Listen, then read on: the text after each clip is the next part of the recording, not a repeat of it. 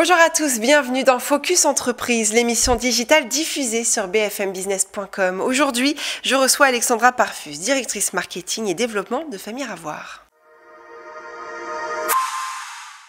Famille Ravoire est une entreprise familiale spécialisée dans l'élevage et la commercialisation des vins de la vallée du Rhône et de la Provence. Située à Salon de Provence, chacune de ces cuvées rend hommage au travail minutieux d'hommes et de femmes passionnés qui cultivent les sols en quête d'excellence et de préservation des terroirs. Leurs gammes ont ainsi pour ambition d'offrir des dégustations riches en convivialité et en découverte. Bonjour Alexandra, bienvenue. Bonjour Mathilde.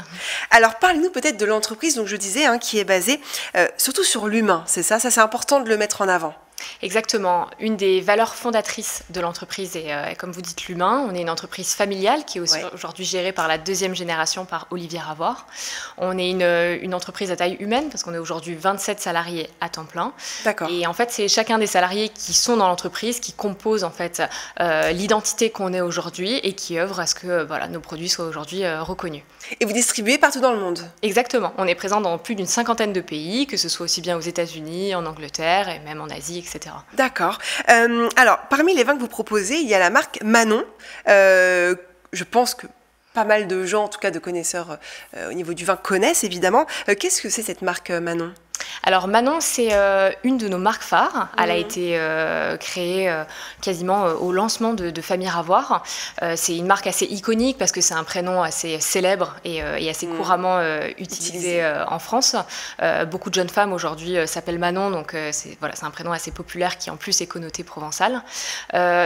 Historiquement, Manon, c'est une marque en rosé, donc c'est un Côte de Provence rosé qui est décliné sous différents formats avec une bouteille qui lui est propre et iconique. Et depuis 2 ans, c'est également une marque qu'on décline en blanc. D'accord, ok. Et vous faites du rouge aussi ? Alors on fait du rouge, on fait des vins de la vallée du Rhône sous d'autres marques comme Maison Ravoire. Et en effet, on balaye des appellations de la vallée du Rhône Sud comme Châteauneuf-du-Pape, Gigondas, Bacqueyras et vallée du Rhône Nord. D'accord, comme ça on a toute la gamme et on peut être tranquille pendant un moment. Alors vous êtes plutôt moderne et innovant. Hein, vous êtes aussi basé sur l'humain comme je disais, mais il y a aussi cette modernité, cette innovation qui est propre à la famille Ravoire. Qu'est-ce que vous proposez de plus que les autres vignobles ? Alors, en tout cas, surtout dans ce domaine-là. Alors, on essaye de travailler sur différents aspects qui nous semblent essentiels. Alors, un des premiers aspects, c'est toute la partie RSE et environnementale. Oui. On a été l'une des premières entreprises à aller dans le réemploi, le retour du réemploi et de la consigne des bouteilles de verre. Donc, pour ça, depuis 2019, on œuvre à essayer de remettre en place un système de collecte du verre, de lavage et ensuite de réemploi des bouteilles. Ça permet d'avoir un vrai gain environnemental de réutiliser ces bouteilles. Donc, les gens, pardon, je vous coupe, mais retournent chez vous, vous rendent les bouteilles, c'est ça, et vous les réutilisez ? Alors c'est possible, ils peuvent les ramener chez nous, mais il y a également des entreprises, des collègues, des magasins qui sont spécialisés là-dedans et qui peuvent, auprès desquels vous pouvez ramener vos contenants. Ils vont récupérer leur montant de consigne. Nous ensuite, on rassemble ces bouteilles, on les récupère, on les lave et on les réutilise. C'est quelque chose qui existait avant et en fait finalement c'est un peu du bon sens parce que ça permet d'avoir un vrai gain énergétique mais également en consommation d'eau.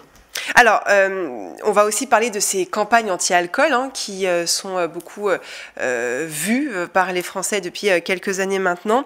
Est-ce que vous avez remarqué peut-être une baisse de la consommation, évidemment des achats de vin de la part des Français ces dernières années ? Alors, c'est un vrai sujet qui nous, évidemment, nous touche en premier lieu, vu que c'est le cœur de notre activité. Il est vrai que la consommation de vin change. Maintenant, les gens boivent moins, mais mieux. Ce qui est déjà très bien. Ce qui est très bien. Nous, honnêtement, on est vraiment pour aller dans cette tendance-là. Donc, en effet, la consommation de certains vins baisse. Mais nous, comme on a la chance de se positionner plutôt sur des produits haut de gamme, on est moins concerné par cette baisse-là parce qu'on reste le produit assez occasionnel que les gens vont ouvrir pour se faire plaisir sur un repas le week-end ou entre amis, etc. Donc, on est sensible à cette tendance, mais par chance, aujourd'hui, on arrive à l'éviter.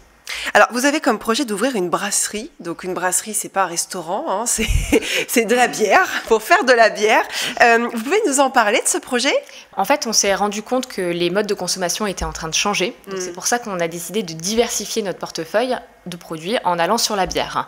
Donc, c'est un projet qu'on mène depuis 3 ans et on décide sur notre site de Salon de Provence de s'équiper d'une brasserie où c'est notre œnologue en personne qui va lui-même brasser nos futures bières.